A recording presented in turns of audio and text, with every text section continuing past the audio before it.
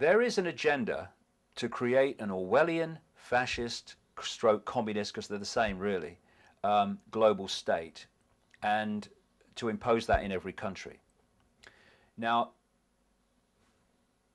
through the period of Tony Blair, who was just an unbelievable frontman for this agenda and the Rothschilds, that's why he's getting his payoffs now. He's getting payoffs now for services rendered in government. He's earned about £25 million apparently since he left office, what, 2 years ago? Because he's getting his payoffs for what he did in government. I mean, the man's so corrupt, it's unbelievable. But anyway, so through that period from 1997 to now, the Orwellian state in Britain and all the other aspects of the agenda that impinge upon Britain have just been rolled out in an incredible way. I mean, the amount of legislation that came in during the Blair era was unbelievable. I think the figure that one newspaper worked it out was a new law was passed throughout the Blair administration of 10 years, every 3 hours, right? And most of them didn't go through Parliament, because most laws don't actually get debated in Parliament. People don't realise that, but they don't. And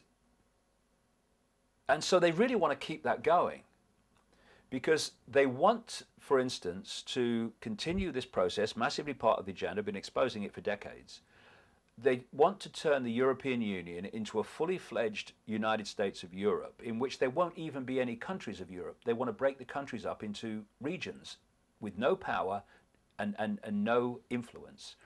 And to do that, they need to keep pushing power to the centre in Europe. The Conservative Party has a problem with that. Not that David Cameron is not a frontman for it. He is a puppet. Yes, they're all puppets. But he has a problem in the Conservative Party, because there are still great chunks of that party's base support and electorate that don't want to keep giving Britain's sovereignty away to Europe. So he's not going to have such an easy ride to do that. Also, they don't want mass immigration either, right? And that's part of the agenda, and I'll tell you for why. The immigrants and the indigenous populations, not just in Britain but other countries, are being mercilessly used to the same extent for this reason. I've just said the agenda is to replace countries with impotent regions. They've already published the maps. And what they're doing, interestingly, a quick aside, but very relevant, is these maps coming out of the European Union, they don't have regions of Britain locked together, so there's some kind of unity. They have the south part of Britain connected to a region in France.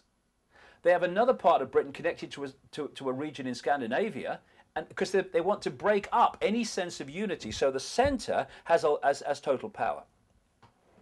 Now, one of the great resistances to having that happen is a sense of nationhood and a sense of culture.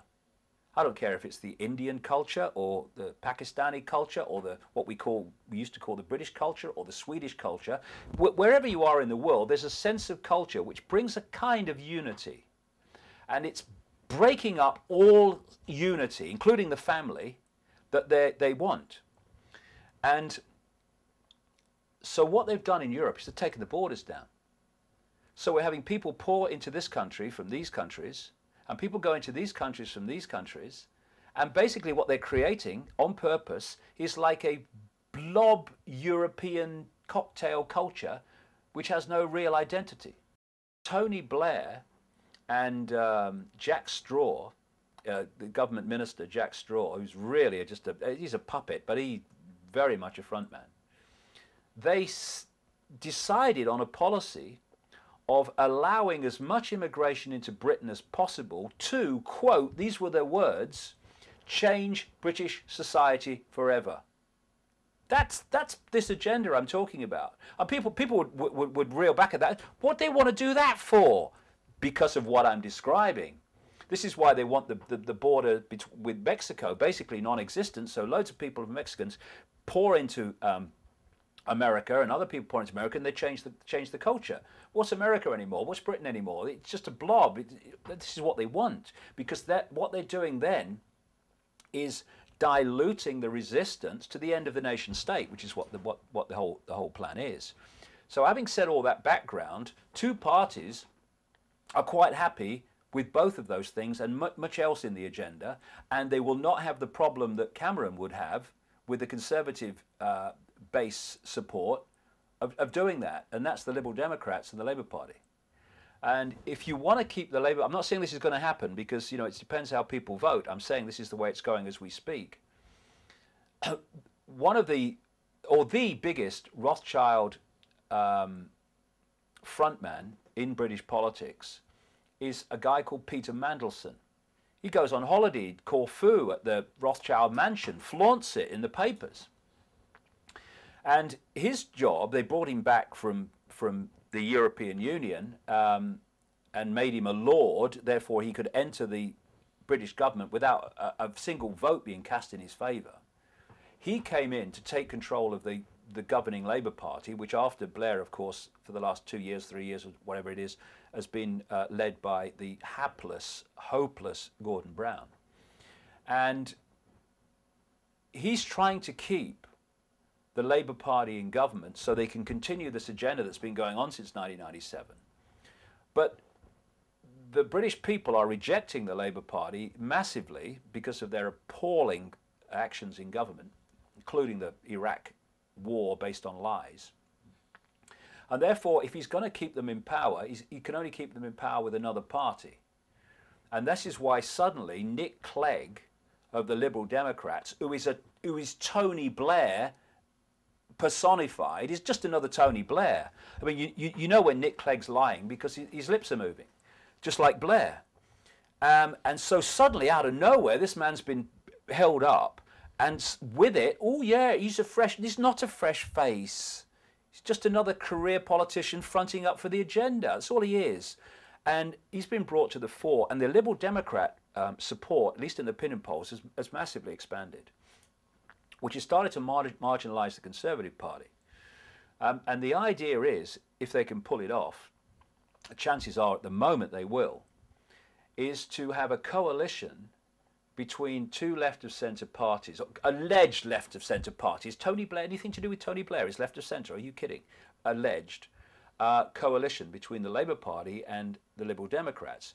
This will allow the Labour ministers who've come through since 1997, and people like David Miliband, etc., who quite possibly Mandelson wants to make the next Prime Minister, because one thing's for sure, whatever happens in this election, they're going to ditch Brown. They'll ditch Brown, no question. That's what it's all about, and Mandelson will do. And they'll bring this Nick Clegging and one or two of the other Liberal Democrats into government. They'll have this coalition. Now, Nick Clegg's, or at least what he's saying now, is that to do that, he will absolutely want a change in the electoral voting system in Britain from first past the post, which we've had up to now, to proportional representation. What proportional representation will do, and on one level it's a very good thing, it will mean that people's vote will be reflected in the government. However, what it will mean in practice, this is why they want it and Mandelson wants it, is it will mean that the Conservative Party, with its electorate that is against much of the agenda that's coming in, I mean, I don't agree with the Conservative Party. I mean, I've never voted Conservative in my life, never would. Don't like where they're coming from at all. But at least in the areas of Europe and all these other things, they've got more of a problem of getting those policies through.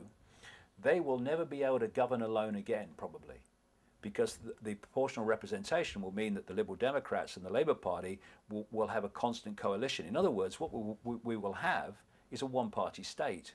And the Liberal Democrats don't want to resist more power going to Europe. They want to give more power away. And the whole background of Nick Clegg is in the European Union. That's where he's come out of. Unless the Labour vote collapses so enormously that